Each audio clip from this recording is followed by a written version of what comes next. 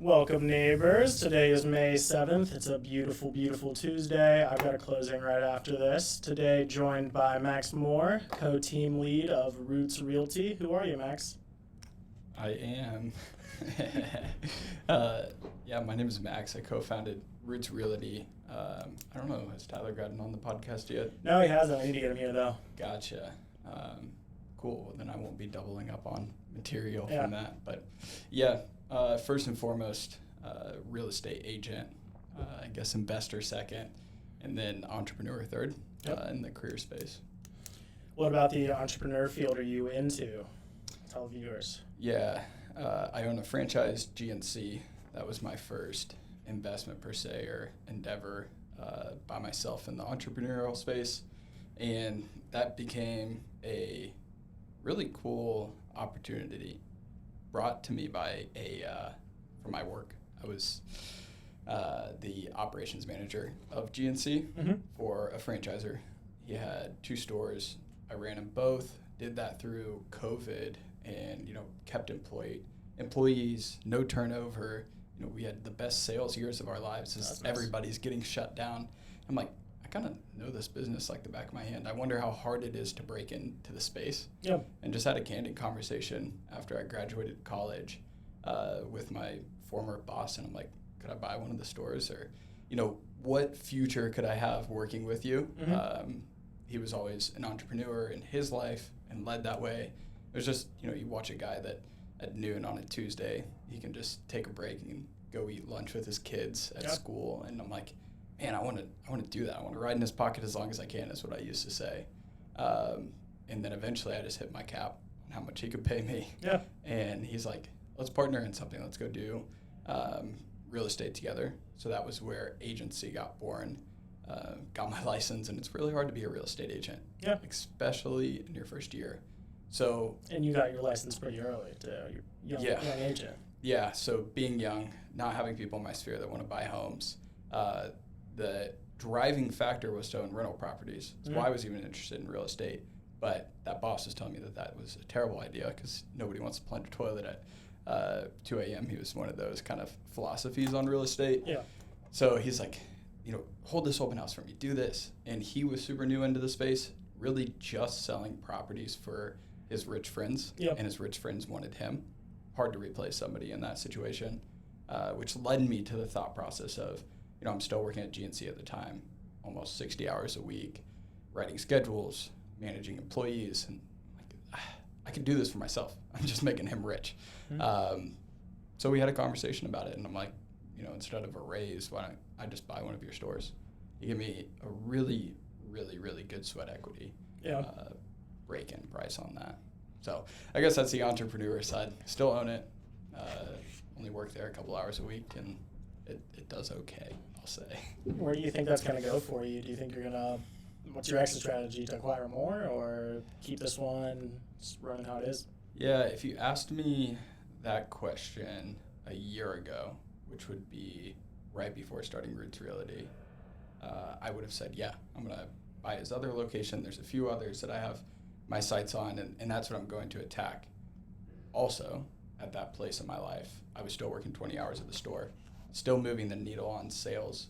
GNC is an interesting one, that if you only own one location, you can easily clear 6 figures working 40 hours a week and just having some part-time employees. Okay. But the second you step out, you add employee cost. Nobody's going to sell like you because it's not their bottom line that they're trying to hit, right? So I was in that weird transition of moving out of it, starting real estate, and I had some closings a year ago by now, but I wasn't at the capacity where I'm at now. Yeah. So I'm like, I need to build GNC and still do this thing. But as of right now, honestly, I am to the place where it's a really cool story. I've learned a ton about business, learned even more about taxes, and am at a place where if somebody came in and said, here's a check, I'd say, all right, see you at GNC. Yeah. But, I'm not out marketing it in any way, and just in candid conversation, I'll bring that up. Yeah. GNC is definitely an interesting little company and journey that you've taken yourself down. Yeah. I bet you learned a lot, man. I've kind of gotten curious. I don't think I'll do it anytime soon, but the whole buying franchises thing sounds cool. Yeah.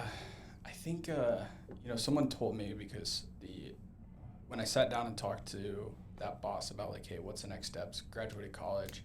Are you going to continue to work here? Because I went to college during COVID and everything was online, right? And I'd already chose to do all online school. Yeah.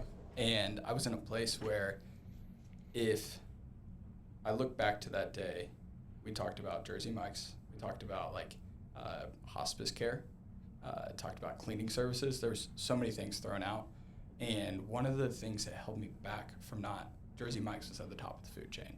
Like there needs to be a Jersey Mike's out west suburbs of Indy. Yeah. There is one now, but there wasn't one. And we were pursuing that. And somebody told me like, took the poor dad mindset and really, really fed that into my brain of, you don't want to be there at 6 a.m. cooking breakfast. Like every day, you're going to be there at 6 a.m. cooking breakfast. I'm like, there's an exit, 100%, just like I have with GNC. The problem is I would have been there 6 a.m. every day cooking breakfast until I figured out the business like the back of my hand. And the reason that GNC made sense is because I knew it like the back of my hand.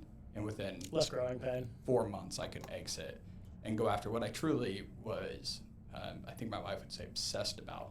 Because it was the first time in my life that I had started a journey, not career-wise, just in general, where I'm pursuing the idea of being a real estate agent. Couldn't figure it out. And I'm like bashing my head against the wall. I'm like, I remember a vivid day. I looked at her, I'm like, I'm going to figure this out. It's like, I might spend a lot of time doing it, but I'm going to figure it out. And when I do, it'll be, amazing. And, thank God, 6 months after that, I did figure it out. But I held my real estate license for a year without making a single sale. That's tough, man. It's most realtors. Yeah. That's most of them. What was your first sale like? First sale was super easy. Yeah. The client, I don't think knew it was my first sale. Actually, I know that they know that it wasn't my first sale. Or they weren't aware, rather. They're from out of state, and it was a listing.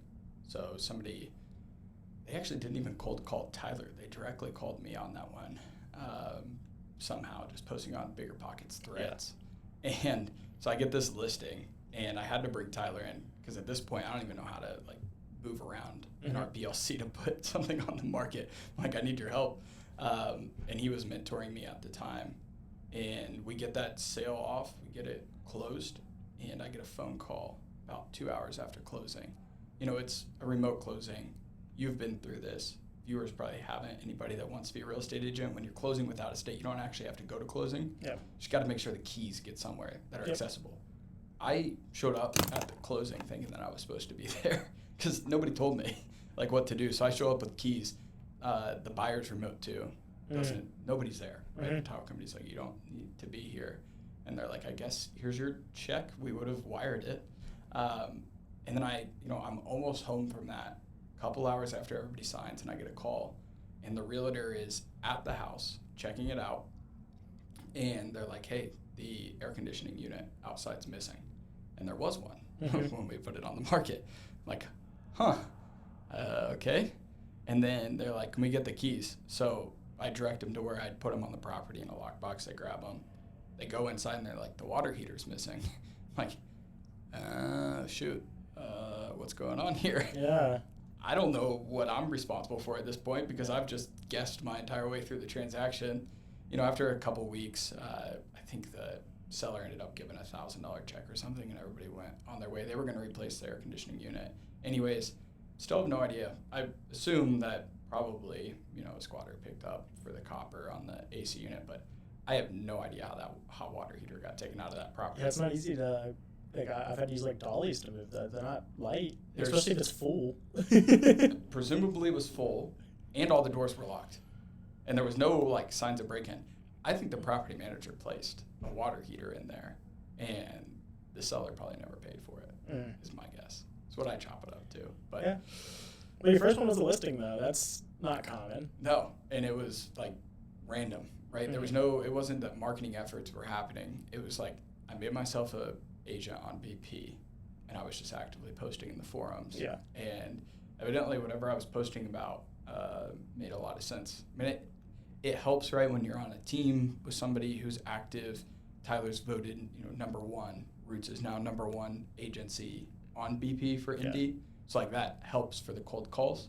But yeah, it was very random. And when he called me, I was like, this is the most prank call, or like, you know how you'll get the wholesalers calling you. That's what I thought it was. Yeah. And I even, like, I texted Tyler. I'm like, we got to schedule another call. I got to get you on with this guy. I didn't know what to say. Yeah. And Tyler starts going through his vetting process, and like him allowing me to just follow him around like a lost puppy for 3 months was tremendous. So like it, for me, for, you know, my story, it was meeting Tyler was a turning point for real estate. You know, finding somebody that was like-minded, that really, when we met, I said, I just need somebody to let me follow him around for 3 months. And I'll figure it out, but I need somebody to give me that access, pull back the curtain. That's exactly what I did. He would text me like 5 minutes before I live 30 minutes away, say, I'm going to a coffee meeting with X. I'm like, cool, I'm there. Mm-hmm. And show up 20 minutes later, I'm like, hi, I'm Max. I'm just going to stay here and not talk. That's the right mindset you got to have, though. Like, you got to start learning somewhere, and really, when you're starting in real estate, also, you got to go over the fact you were talking a little bit before we got on air. It's not everything you're going to get compensated for. The work you got to do. Like, you just got to get yourself in the fire so you can learn a little bit. Yeah, it's even like, you know, I'm sure Tyler would articulate the value that I provided. When I think back, I'm like, I was probably just a leech in some sorts, but I know that there was a value exchange there. Obviously, we own a company together now. But in that time, it was legitimately, let me get on every phone call. I don't want to close the deal. I just want to sit in the passenger seat. Yeah. And that was how I entered into the space, because was the repeatable process that I knew. Even, you know, GNC, I sat back. I watched the other owner do it. Figured out how, you know, he worked in the store for 6 years. Yep. I worked in the store for 6 weeks, and then I exited and had employees working. And that's what I looked at real estate. I'm like, I want to take what for most is a 3-year runway to have that just like crazy year, can it into 3 months and start selling. And it worked out, fortunately. Definitely ran into some brick walls to make that happen. But yeah. What types of things did you have to get done to shorten that window down to that 3 months? Yeah, really, I like the quote, you have to niche down to build up in a lot of places, especially in business. And Tyler did a very good job already of creating definition of investors and house hacking, because that's what he knew. That's how he had gotten into the space. I was in a similar position, owned my own primary. I had stories to be able to tell from the process of purchasing that, fixing it up. And what it was is getting really, really good at telling my story to the point that it's like, oh, he knows what he's doing. I owned a single family in the suburbs, you know, west of Avon. I only fixed it up because my fiance at the time didn't want to move into what felt like grandma's house. She wanted the nicer cosmetics and things. Yeah. At the time, I knew I was adding value, but I didn't know like the true power of it. I was 20, but being able to articulate that story helped. And I think that's what shortened it down, was just kind of having the balls to be able to sit back and listen to Tyler on those calls, and then hop on it myself and start articulating the same story with maybe a little bit less experience. And then just grinding and analyzing. I mean, at that point, I was probably 6 hours a day just looking at the market, finding wholesalers deals, just searching for leads and filling the pipeline and then deploying them. If I had 5 clients, dude, they were getting like 10 properties a day of perfect buys. They're probably like, this guy, I'm never even going to invest in Indy. Mm-hmm. He just keeps texting me. And that worked for some it didn't work. And then, you know, you find a system and you just learn and adjust on the fly. Sweet, man. You were definitely able to accomplish a lot in a little bit of time. I'm going to step back just a little bit. What was the process of buying your first primary? That was before you were an agent, right? Yeah. When I say we, I'm meaning me and my now wife. We were living in 2 separate apartments and constantly just staying at each other's place, right? And that is so difficult on like diet specifically, because like you go to the grocery, where do you put what dinner? And trying to like plan out weeks, it was terrible. We both were in pretty rough roommate situations, not when we started the leases, but we grew so much as people well in those separate leases. Yeah. And our friends stayed at the high school, college party mentality. And we both were very motivated on studying and starting career as quick as possible. I've got some similarities there. Right. And it's like, those times are difficult. I love both of my roommates. But at that time, I'm like, guys, there would be nights I'd come home and there'd be 60 people in our 12,000 square foot apartment, 3-bedroom. I'm like, This is not okay. Structurally, this thing might come down. There's way too many humans in here. So I needed out of that. I needed a space to be able to grow. And so after those leases, I'm like, let's get a house. I'm 19 at the time. And she's like, how old? That doesn't know. That's commitment, way too much. Yeah. Let's get an apartment, start there. So we signed the lease on the apartment, and we stayed in that for 8 months, and I finally had her convinced to buy a house, and we started shopping in early 2021, which sorry to anybody who bought a house in 2021, because that is so painful. Yeah. They're just off the shelf. You didn't even have to list anything, and there was 10 offers. Yep. We'd go, like, if we couldn't see houses till 5 p.m., we'd already lost. So had to get creative. Finally found a home off market that was within our sphere. One of my parents' best friends were moving to like a retirement community. Don't remodel somebody's house that's within your sphere. It never goes over well because they had 50 years of memory in that home. Maybe not quite 50, we'll say 30 years of memory in a home. A lot had happened for them in that house, and then we go in and make it our own, right? That did not go over well. Sorry. It's my house. Right. So fortunately for me, and I will 100% announce like the privilege that I had to be able to have that first home. My mom and dad, when they bought their first house, my grandpa put the down payment down for them, and the one condition was they had to put a down payment down for their future kids. Okay. So that's how we got to enter. It was a full conventional, and then I brought pretty much the same amount of money to the deal to then completely flip it and turn it into our own, which was, it's just interesting. Don't buy a house without an agent. I didn't do an inspection because I didn't know, right? It's off market. Somebody knows house. Yeah, and I asked my dad, I'm like, why do we not have a realtor? Do we need to bring a realtor in on this? Yeah. He's like, no, you can just go to the bank and we can get a loan. So go to the bank.